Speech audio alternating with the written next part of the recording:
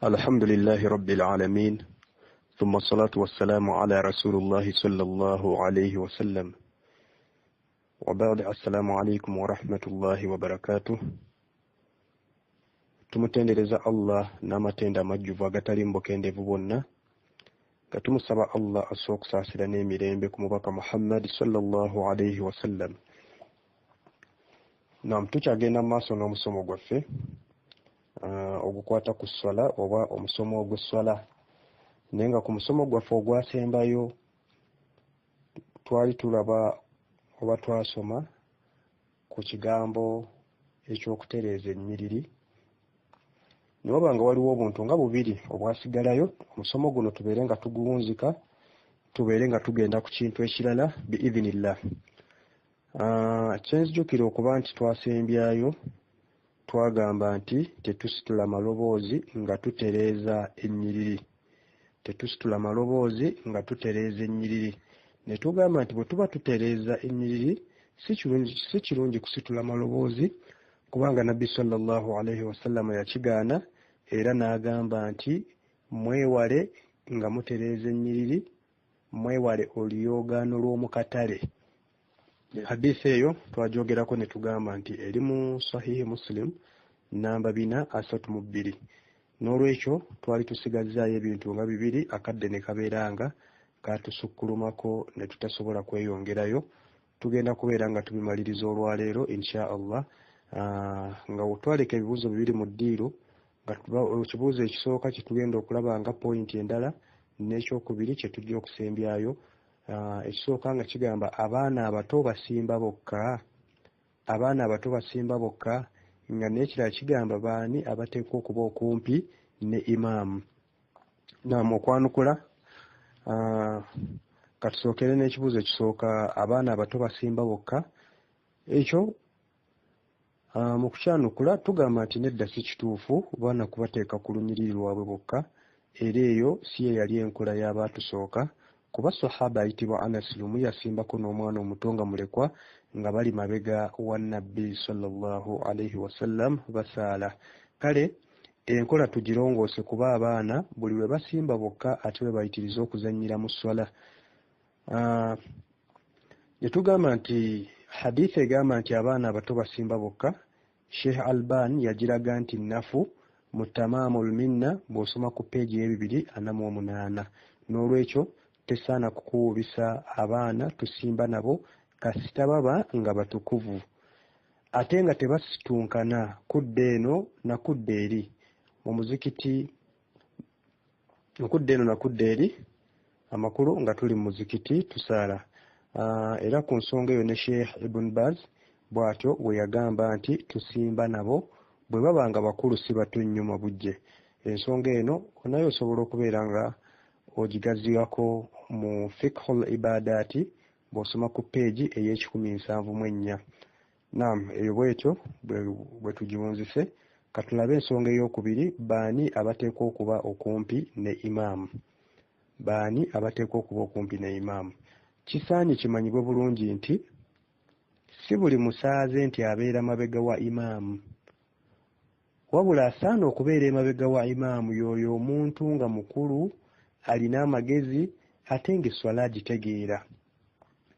Nga singa imaamu afuna obuzibu bwonna ng'ekyokukola akimanyi bulungi. Okugeza, imaamu singa yeerabira, omuntu ono aba asobola bulungi okumujjukiza esswala n'etafa. Nabbi sallallahu alayhi wasallam yateranga okugamba nti bwe mubanga musimba ennyiriri, kirungi baninaane mu mmwe abo abakulu abalina amagezi, oluvannyuma ababaddirira. Okutuusa hadisi eyo gy'okoma sigenda gimalayo, naye nga gisange mu Sahihi Muslim ku namba 423. Wa barakallahu fiikum.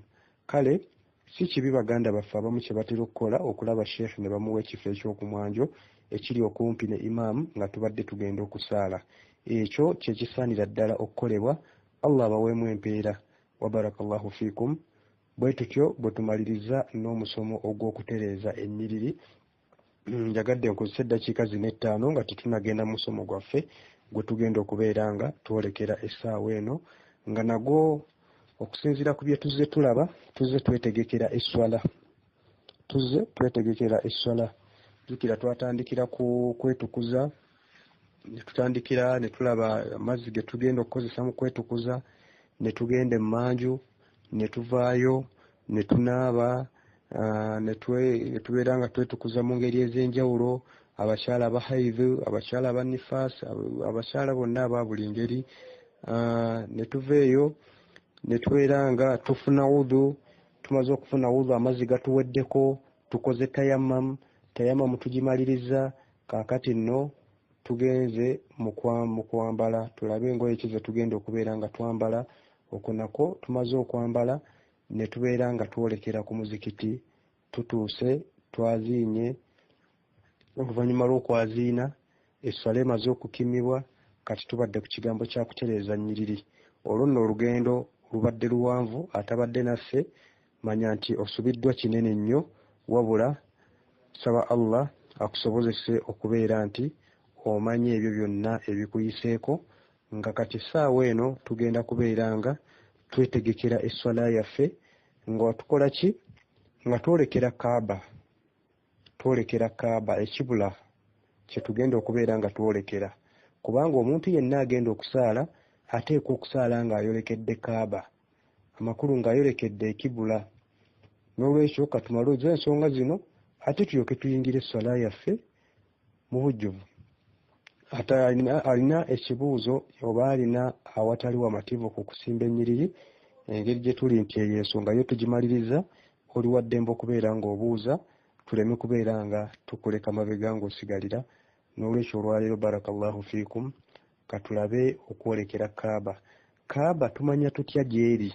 Ekyo nno kye kibuuzo ekisoose mu ddiiro. Kaaba tumanya tutya gyeri? Omuntu ng'ayagala okumanya Kaaba gyeri, okugeza wano mu Uganda, asooka kumanya njuba gy'eva ne gyegwa. Oluvannyuma ayolekeza omukono ogwa ddyo enjuba gy'eva, n'ogwa kkono gyegwa. Kati ekyenyisyo gye kiba kitunudde ye wabeera Kaaba. Ekyo nno kikola okusingira ddala wano mu East Africa ne Madina. Nabbi sallallahu alayhi wasallam yagamba nti wakati w'ebuvanjuba n'ebugwanjuba we wali ekibula, era nga hadiisi eyo esangibwa mu Tirmidhi. Singa omuntu amaliriza okusaala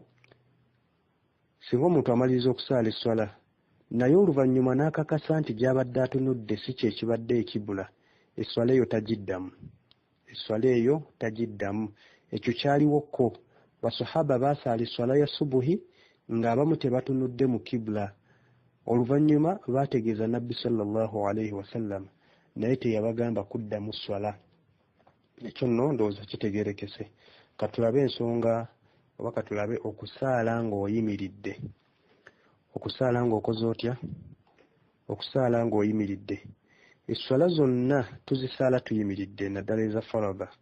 Mpozi eza sunna omuntu akkirizibwa okuzisaala ng'atudde, naddala nga teyeewulira bulungi olw'obulwadde oba obukoowu. Mpozi singa omuntu asaaza abantu ng'atudde olw'obulwadde oba obukoowu, ne baasaaza bateekwa kusaala nga batudde. Olwa hadiisi esangibwa mu Bukhari nga lumu Nabbi sallallahu alayhi wasallam yali mulwadde ng'asaaza basahaba ng'atudde, bo ne basaala nga bayimiridde. Kati baali bakyasaala nga bayimiridde, n'alaza gye bali ng'abategeeza nti nabo batuule.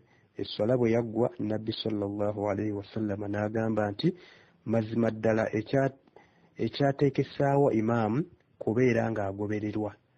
Bw'akutama nga nammwe mukutame, ate bw'akutamulukanga nammwe mukutamulukuka, ate bw'asaala ng'atudde nammwe musaale nga mutudde. Eyo nno hadiisi eri mu Bukhari. Naam, ekyo nno nakyo ndowooza kitegeerekese. Katulabe ekibuuzo ekirala ekisinga okubeera nga kibuuzibwa nnyo, okusaalira mu nnyonyi, mmotoka, emmeeri, eryato n'ebirala ebifaanaganako bwe bityo. Nabbi sallallahu alayhi wasallam yabuuzibwa ku ky'okusaalira mu lyato nga liseeyeeya, n'agamba nti saaliramu ng'oyimiridde, okuggyako ng'otidde okugwa mu mazzi. Okuggyako ng'otidde okukola ki? Ng'otidde okugwa mu mazzi. Sheikh Albani Allah amusaasire bwe yali ayogera ku nsonga eno yagamba nti okulamulwa okwokusaalira mu nnyonyi kufaanaganira ddala n'okw'eryato. Okulamulwa okwokusaalira mu nnyonyi kufaanaganira ddala n'okw'eryato. Okugattako emmotoka.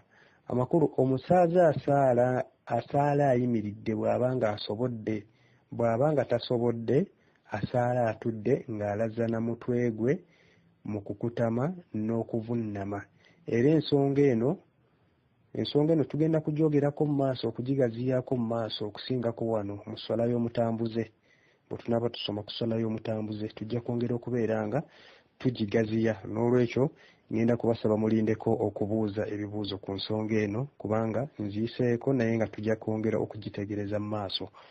Naam, katulabe okusaalira mu ngatto. Okusaalira mu ngatto. Okusaalira mu ngatto kintu ekyakolebwa Nabbi sallallahu alaihi wasallam omulundi ogutali gumu. Basahaba batutegeeza nti yalinga asaalira mu ngatto ebiseera bye ebimu ate ng'ebiseera ebimu asaalira mu bigere byereere.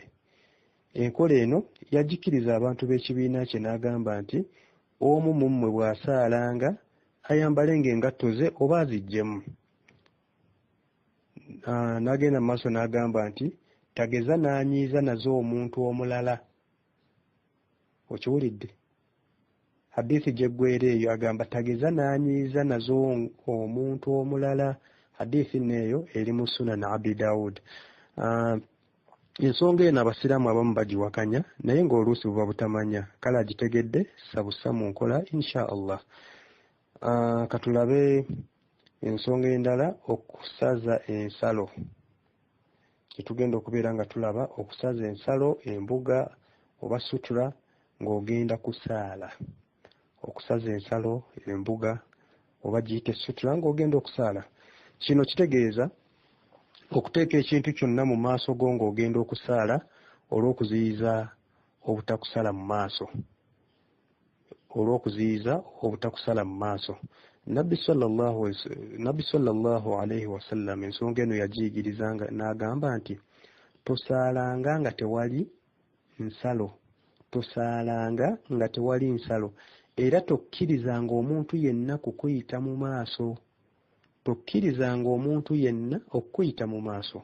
Bw'abanga ng'ayisizzaawo mpaka mulwanyise kuba aba aliko sheitaani. Okitegedde?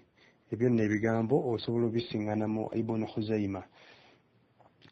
Bwe yasaaliranga mu kyererezi awatali kintu kimusiikiriza kiyayinzanga okufuula ensalo, yasimbanga effumu n'alifuula ensalo, abalala ne basaalira emabega we. Tugambye bwe yasaaliranga mu kyererezi awatali kintu kimusiikiriza kyeyayinzanga okufuula ensalo, yasimbanga effumu n'alifuula ensalo, abalala ne basalira emabega we. Wabula singa asaza ensalo ye, omuntu bw'ayita emabega waayo, ekyo tekirina mutawaana gwonna kuba Nabbi sallallahu alaihi wasallam yagamba nti omuntu bw'ateekawo ekintu ekyefaananyirizaako ekikuzi ky'ensolo oba ekintu kyonna, asaale aleme kufa ku muntu ayita emabega waakyo. Kale ensonga eno tusaana tugifuule nti nkulu. Omuntu aleme kumala gasaala nga tataddeewo nsalo.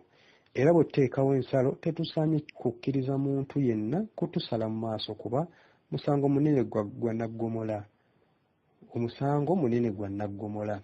Nabbi sallallahu alaihi wasallam yatukkiriza okulwanyisa awalala n'agamba nti singa omuntu ayita mu maaso g'oyo asaala, yali amanya akabi akalimu. Amakulu, singa omuntu ayita mu maaso g'oyo asaala yali amanya akabi akalimu, yandyagadde nnyo waakiri ekyakireke ayimirire 40. Owulidde? Yandyagadde nnyo waakiri ekyakireke ayimirire 40. Tekimanyiddwa oba yali agamba nnaku, myezi oba myaka 4. N'olwekyo barakallahu fiikum. Ensonga eyo bwetyo bweri bangi tugigayaalirira naye nga nkulu nnyo. Kyobola nti ensonga ezimu bwe tuba tusoma esswala tezitera kubeera nga zoogerwako, era ze zino ezimu ku zo zenjagadde olwaleero tubeere nga tuzoogerako zimanyikibwe, abantu baleme okubeera nga bazitwala ng'ekintu eky'okuzannyisa. Kati ng'ekigambo eky'okutereeza ennyiriri bangi tukigayaalirira, awamu ne kino ekyasutula okubeera nti oteekawo ensalo ng'oba osaze ensalo ng'ogenda okubeera ng'osaala. Bangi tukigayaalirira, oli ne bwajja n'akuyita mu maaso gwe tokifaako, so nga guno musango munene nnyo gwa naggomola. Owulidde omubaka sallallahu alaihi wasallam bw'ayogedde ku kulwanyisa oyo akusala mu maaso. N'olwekyo tufeeyo nnyo ku swala zaffe. Katulabe ensonga endala ebisazisa mu swala y'omuntu. Singa omuntu abadde asaala n'aba nga tataddeewo nsalo, ekimu ku bintu bino ne kimuyita mu maaso, esswala ateekeddwa kugisazaamu n'asaala endala. Faayo nnyo nno ku nsonga eno. Singa omuntu abadde asaala n'aba nga tataddeewo nsalo, ekimu ku bintu bino ne kimuyita mu maaso, esswala ateekeddwa kugisazaamu n'asaala endala. Omukyala atuuse okusuulumba, amakulu atuuse okulwala haidh. Tombuuza nti atuuse okulwala haidh omumanyi otya? Endogoyi n'embwa enzirugavu. Nabbi sallallahu alaihi wasallam yagamba nti esswala y'omuntu abatataddeewo nsalo eyonooneka singa omukyala atuuse okulwala omwezi amakulu haidh n'endogoyi n'embwa enzirugavu, kasita ekimu ku byo kimuyita mu maaso, kasita ekimu ku ebyo bye tumenye oba Nabbi sallallahu alaihi wasallam bye yamenya mu hadiisi eno, tugambye ebintu bisatu. Omukyala atuuse okulwala haidh n'endogoyi n'embwa enzirugavu, kasita ekimu ku ebyo kikuyita mu maaso, esswala eba emaze okwonooneka, gisazeemu saala endala. Nabbi yagamba nti embwa enzirugavu ebeera shayitaani. Ekyo kyo tuzze nga ffenna tukimanyi, abazze mugoberera emisomo gino tuzze nga tukimanyi bulungi nti embwa enzirugavu ebeera shayitaani. Bwe tugamba embwa enzirugavu tutegeeza enzirugavu etalinaamu bbala lyonna, nga yo nzirugavu yonna, terinaako kalala ka bbala lyonna ddala. Katulabe okusaala ng'oyolekedde entaana. Katulabe ensonga eno nayo tugyogereko, tulabe ey'okusaala ng'oyolekedde entaana. Ku bintu oba ku bimu ku bintu Nabbi sallallahu alaihi wasallam bye yatugaana nga tugenda okusaala kwe kwolekera entaana nga tusaala. Hadiisi nnyingi ku nsonga eno, naye ng'ezimu ku zo ze zino ze ngenda okumenya wammanga. Nabbi sallallahu alaihi wasallam yagamba nti temutuulanga ku ntaana era temusaalanga nga mwolekedde entaana. Eyo nno hadiisi ojja gisanga mu Sahih Muslim omulyango ogwokusatu ku namba 62. Awalala sahaba ayitibwa Anas yagamba nti Nabbi sallallahu alaihi wasallam yaziiza okusaala ng'ayolekedde entaana. Kati nno abamanyi abasinga obungi bagamba nti kikyamu era kitamu okusaala ng'oyolekedde entaana. Era singa obadde osaalira awantu nga mu maaso gaawo waliwo entaana, ekisinga okuba ekirungi bwe kiba kisobose funa awalala. Tugambye singa obadde osaalira awantu nga mu maaso gaawo waliwo entaana, ekisinga okuba ekirungi bwe kiba kisobose funa awalala. Abamu ku bamanyi abaalaga obukyamu bw'okusaala nga oyolekedde entaana mulimu Imaamu Shafi'i mu kitabo kye Al-Ummu, wabaawo Imaamu Swan'an ayitibwa Imaamu Swan'an, bw'oba olabye otunosomyeko mu kitabo kye Subul Salam, ne wabaawo ne Sheikh Alban mu kitabo kye kitumanyi obulungi ekya Tahfiru Sajid. tahfir as-sajid ekya Sheikh Albani. N'olwekyo eyo nayo katugiwunzikirawo tugenda ate ku nsonga endala. Tulaba ensala ya Nabbi sallallahu alayhi wasallam okuva ku takbiira ey'emizizo ekuyingiza mu swala okutuusa ku salaamu. Awo nno tulabikanga twolekedde okubeera nga tuyingira esswala. Tugenda kulaba ensala ya Nabbi sallallahu alayhi wasallam nga tugitandika okuva ku takbiratul ihram oba takbiira ey'emizizo ekuyingiza mu swala okutuusa ku salaamu. Tutandike n'ekigambo okuleeta enniya oba okumalirira. Okumalirira nga tugenda okusaala tekuba kwa bigambo, wabula kuba mu mutima gw'oyo agenda okusaala, nga nako kwe kumanya esswala gy'ogenda okusaala na butya bw'esaalibwa okuviira ddala ku takbiira. Nabbi sallallahu alayhi wasallam yagamba nti innamal a'malu binniyati, emirimu gisasulwa okusinziira ku kumalirira. Emirimu gisasulwa okusinziira ku kumalirira. Kale enkola gye tumaze ebbanga nga tugiwulira ey'okugamba nga ogenda okusaala nti nawaitu usalli okutuusa ebigambo ebyo gye bikoma n'ebirala si njigiriza ya Nabbi sallallahu alayhi wasallam, era gyewale giviireko ddala. Ensonga eyo bwetyo bweyimiridde. Okuleeta takbiira eggulawo esswala, eyo takbiira gye tugambye ey'emizizo, Nabbi sallallahu alayhi wasallam bwe yamalanga okumalirira okusaala amakulu ng'amaze okuleeta enniya, esswala yagigguzangawo amakulu yagiggulangawo oba yagigguzangawo takbiira n'agamba nti Allahu akbar. N'agamba atya? Aleeta takbiira n'agamba Allahu akbar. Amakulu esswala yagitandikanga ne takbiira. Eyo nno ye takbiira ey'emizizo.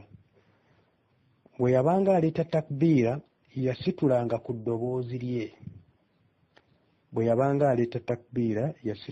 ddoboozi lye. Asobole okuwuliza abaamubanga emabega. Kyokka lw'ataasobolanga olw'obulwadde nga Abubakar amuddiramu. Okusobozesa abaabeeranga emabega okuwulira takbiira ye.